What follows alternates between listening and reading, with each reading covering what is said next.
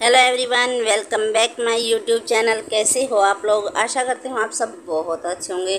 Friends, आज का जो टॉपिक होने वाला है वो है बेबी की मूवमेंट को लेकर के। आज जानेंगे कि बेबी किस मंथ से मूवमेंट करना स्टार्ट करता है और किस मंथ में बेबी अच्छे से मूवमेंट करता है और कौन सा ऐसा मंथ है जिसमें बेबी की मूवमेंट कम हो जाती है।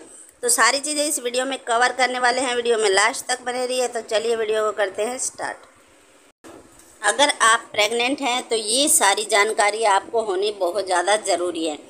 तो यहाँ पर देखा गया है फ्रेंड्स, जो बच्चा है, जो शिशु है, वो तीसरे महीने से मूवमेंट करना स्टार्ट कर देता है। हल्की हल्की मूवमेंट होती है क्योंकि इस समय पर बेबी बहुत ज़्यादा छोटा होता है और ज़्यादा किसी को ये मूवमेंट फील नहीं होती है। किसी को फील हो जाती है और किसी को नहीं होती है क्योंकि बहुत ही स्लोली मूवमेंट करता है। इस समय पर बेबी छोटा होने की वजह से बहुत ही धीरे धीरे मूवमेंट करता है। तो किसी किसी को फील हो जाती है, किसी को नहीं होती है।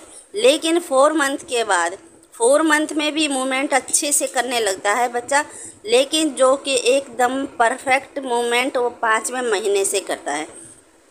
5वें महीने में जो एक मदर्स है वो अच्छे से मूवमेंट को महसूस करती है और बहुत अच्छे से उसको फील होता है कि बच्चा अब मूवमेंट कर रहा है। किस समय मूवमेंट करता है ये आपको इस चीज़ का अंदाज़ा आप खुद से लगा सकते हैं। जब आप रिलैक्स होते हैं उस समय पर आप मूवमेंट को महसूस कर सकते हैं। और फ्रेंड्स, जब आप खाना खाया हुआ होता है आपको, उस समय पर आप महसूस कर सकते हैं। बहुत सी ऐसी भी चीज़ें होती हैं जिनको जब आप खाती हैं तो बच्चा मूवमेंट करता है, वो खुश हो जाता है क्योंकि बच्चे को ये चीज़ें पसंद होती है। तो यहाँ पर देखा गया है कि मूवमेंट किसी किसी को 4 मंथ से अच्छे से फील हो जाती है और किसी को नहीं होती। यहाँ पर कई चीज़ ऐसी भी हैं गाइस, कई बच्चे ऐसे होते हैं जिनका जो ज़्यादा मूवमेंट नहीं करते हैं, वो शांत स्वभाव के होते हैं, तो उनका मूवमेंट बहुत ही कम होता है।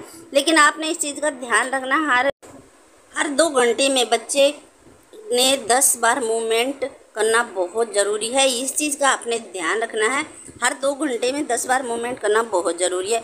6 मंथ से आप देखेंगे कि बच्चा जो मूवमेंट बार बार कर रहा होता है, क्योंकि यहाँ पर बच्चे की ग्रोथ अच्छे से हो जाती है और वो अच्छे से समझ पाता है कि यहाँ पर धूप लग रही है, यहाँ पर छाँव है, या मम्मी अभी खुश है या दुखी है। सारी चीज़ें बच्चा महसूस करने लगता है और वो मूवमेंट करने लगता है, उसकी मूवमेंट बढ़ जाती है।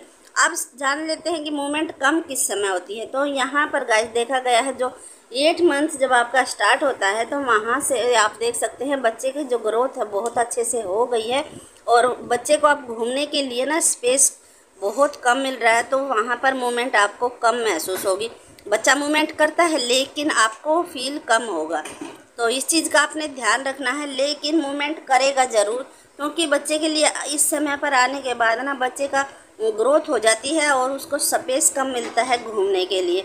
और 8 मंथ की लास्ट में या फिर 9th मंथ की स्टार्टिंग में या बीच में बच्चा हेड डाउन पोजीशन में आ जाता है, तो वहाँ पर भी फील कम होता है कि बच्चा मूवमेंट कर रहा है। अगर आपको लगता है कि 2 घंटे में आप बच्चे की मूवमेंट आपको महसूस नहीं हो रही है, तो यहाँ पर लापरवाही ना कीजिए। आप अपने डॉक्टर से ज़रूर से मिलिए और उनसे बात कीजिए कि आपको कितनी कितनी देर में मूवमेंट बच्चे की महसूस हो रही है। तो यहाँ तक आपका क्लियर हो गया होगा कि बच्चा कब मूवमेंट करता है। कई बच्चे ऐसे भी होते हैं गाइस जो कि बहुत ही मतलब शांत स्वभाव के होते हैं, वो उनका मूवमेंट बहुत ही कम फील होता है। तो घबराने की बात नहीं है। अगर आपकी सारी रिपोर्ट नॉर्मल है, कोई दिक्कत नहीं है, आपने अल्ट्रासाउंड टाइम पे किया है, आप डॉक्टर से टाइम पे बात कर रहे हैं, तो उनसे आपको टेंशन लेने की ज़रूरत ही नहीं है क्योंकि सारी चीज़ें बिल्कुल नॉर्मल है। तो बच्चे पर भी डिपेंड कर लेता है और कुछ मदर्स पर डिपेंड करता है कि वो ज़्यादा आप स्ट्रेस तो नहीं लेती। अगर आप स्ट्रेस लेंगी तो वहाँ पर बच्चा है ना थोड़ा सा शांत रहेगा, क्योंकि आप भी खुश नहीं हैं तो बच्चा भी खुश नहीं होता।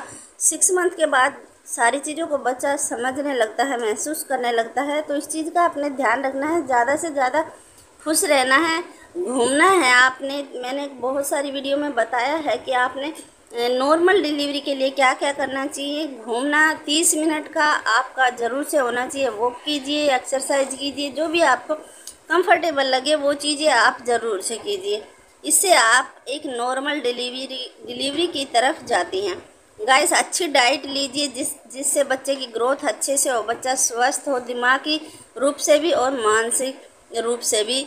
और जो कि शारीरिक रूप से भी अच्छे से बच्चा समझता हो। वीडियो पसंद आई है तो लाइक शेयर और चैनल को सब्सक्राइब कर लीजिए। मिलते हैं नेक्स्ट वीडियो में, तब तक के लिए जय श्री राम।